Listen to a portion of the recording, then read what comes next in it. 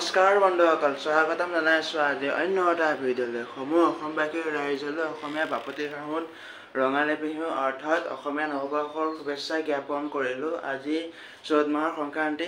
চ'ত মাহৰ সংক্ৰান্তি বুলি ক'লে আপোনালোক সকলোৱে জানে আজি গৰু বিহু।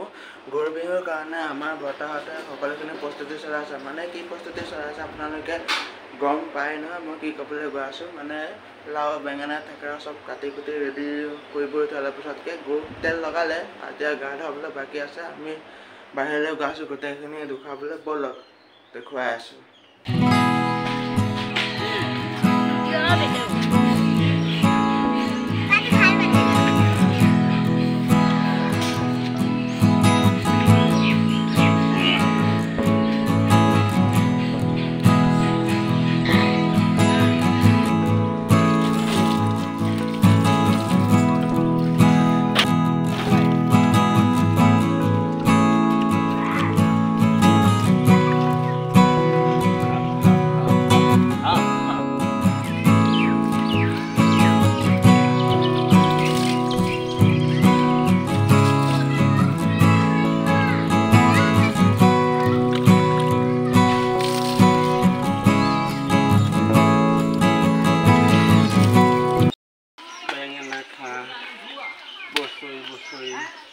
বাঢ়ি যা মা সৰু বাপেৰে সৰু তই হবি বৰ বৰ গৰু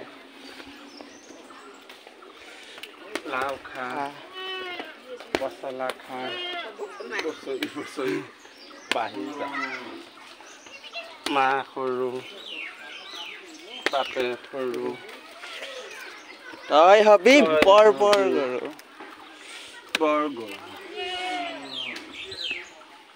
তই হবি বৰ বৰ গৰু বৰ গৰু তই হবি বৰ বৰ গৰু তই হবি বৰ বৰ গৰু মই ডাঙৰ হ'লো এটা মোক মাইকী লাভ আছে বৰ বৰ মানুহ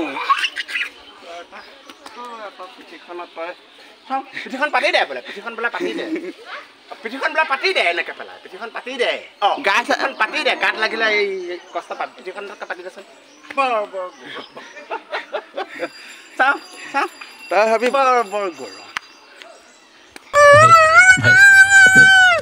গৰুক মাহ হালধিৰে গা ধুৱাই কৰি হৈ গ'ল আৰু এতিয়া মই গা পাটো ধুবলৈ যাওঁ। অলপ সোনকালে ৰেডি হোৱাটো নিজৰ কাৰণে ভাল আৰু অলপ পিছতকৈ আমাৰ নাম গোসাঁই ঘৰত শৰাই এখন দিব, সেইকাৰণে গাটো ধুই কৰিলোঁ। মোৰ মাহ হালধিৰে গা পা ধুই কৰিলোঁ। মাহ হালধিৰে গা পা ধুই কৰি আহিলোঁ আৰু এতিয়া মই ধুনীয়াকৈ ধুতি গেঞ্জি এয়া পিন্ধি কৰি ওলাইছোঁ আৰু এতিয়া মই গোসাঁই ঘৰলৈ যাওঁ। গোসাঁই ঘৰৰ পৰা খাই কৰি আহি তাৰপিছত মই পিঠা পনা কিবা এটা খাম আৰু আজি বিহু বুলি গোসাঁই ঘৰত শৰাই এখনো দিছে। অলপ পিছতকৈ ভকতসকল আহিব এতিয়া আৰু গোসাঁই ঘৰৰ পৰা খাই কৰি আহিলোঁ আৰু এতিয়া মই পিঠা খাম বুলি যে কৈছিলোঁ যে সেয়া পিঠা খাবলৈ আৰম্ভ কৰোঁ আৰু এয়া তিল পিঠা মিঠৈ লাডু আৰু ঘিলা পিঠা। এইটো আমাৰ এইফালে ঘিলা পিঠা বুলি কয়, তেল পিঠা বুলিও কয়। আপোনালোকৰ ফালে কি পিঠা বুলি কয় কমেণ্ট কৰি জনাবচোন।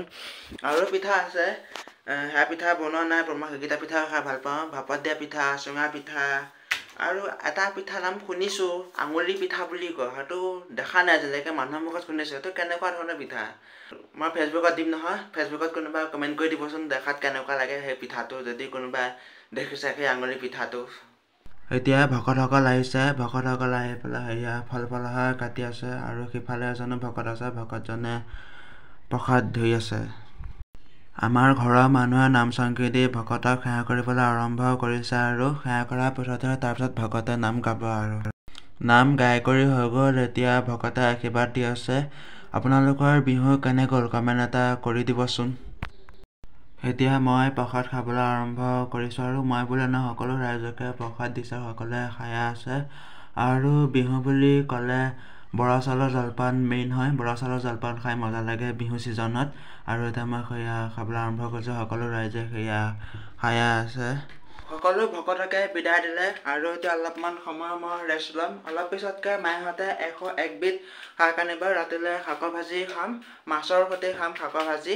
এনে আগৰ দিনৰ মানুহবিলাকে কয় মানুহৰ বিহুৰ প্ৰথম দিনাখন মানে বহাগ বিহুৰ প্ৰথম দিনাখন 101 বিধ শাকৰ আঞ্জা খাব লাগে সেইটো কাৰণে মাহঁতে 101 বিধ শাকৰ আঞ্জা আনিব এতিয়া ৰ'দটো দি আছে বাৰু ৰ'দটো কমিলে আনিবলৈ যাব দেখুৱাই দিম কি শাক আনিব মই অৱশ্যে নামবিলাক গোটেইখিনি নাম নাজানিব পাৰোঁ তথাপি যিখিনি আনে দেখুৱাবলৈ চেষ্টা এটা কৰিম আৰু এতিয়া অলপমান সময় ৰেষ্ট লওঁ আৰু 2000 years later খোৱাৰ পৰা উঠিলোঁ এতিয়া মই অলপ পিছতকৈ গৰু আহিব এতিয়া সন্ধিয়া হ'লে গৰুক ধোঁৱা জাক দি বিচনীৰে বিচি তাৰপিছত পিঠা পনাও খোৱা হয় সেই দৃশ্যটো দেখিয়েই কিবা এটা ভাল লাগি যায় মোৰ মনটো কিন্তু বহুত ভাল লাগে সেই দৃশ্যটো দেখিলে আপোনালোককো দেখুৱাবলৈ চেষ্টা এটা কৰিম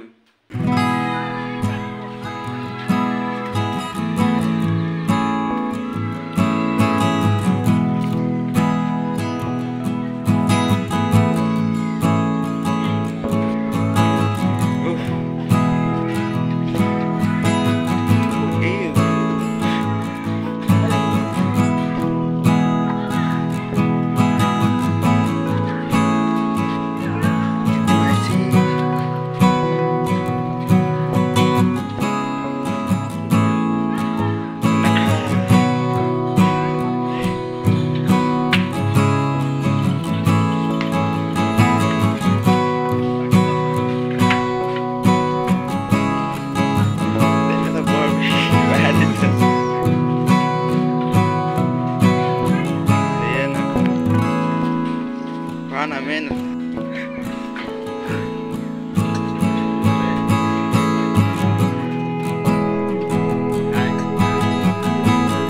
মানুহে যে কয় যে বিহুৰ দিনাখন 101 বিধ শাক খাব লাগে এয়া আমাৰ মায়ে সেয়া পথাৰৰ পৰা 101 বিধ শাক লৈ আনিছে এইটো দেখিছেনে এইটো কলমৌ হয় আৰু এয়া মৰিচা শাক হয় আৰু বহুত কিবা আছে মই ভালদৰে শাকখিনি ইমান তেনেকৈ চিনি নাপাওঁ 101 বিধ আছে ইয়াতে বহুতখিনি আছে আৰু কিবা চিনি পাওঁ নেকি ৰখিবাচোন বস্তু মই ইমান তেনেকৈ এইটো মানিমুনি দেখিছে মানিমুনি তাৰপিছত আৰু বেলেগ কিবা চিনি পাওঁ নেকি ৰখিবা হা মই ভালদৰে ইমান চিনি নাপাওঁ শাকবিলাক মায়ে ভালদৰে চিনি পায় আৰু এই 101 বিধ শাক আজি আমি খাম কোৱা মতে আগৰ দিনৰ মানুহবিলাকে কয় 101 বিধ শাক খাব লাগে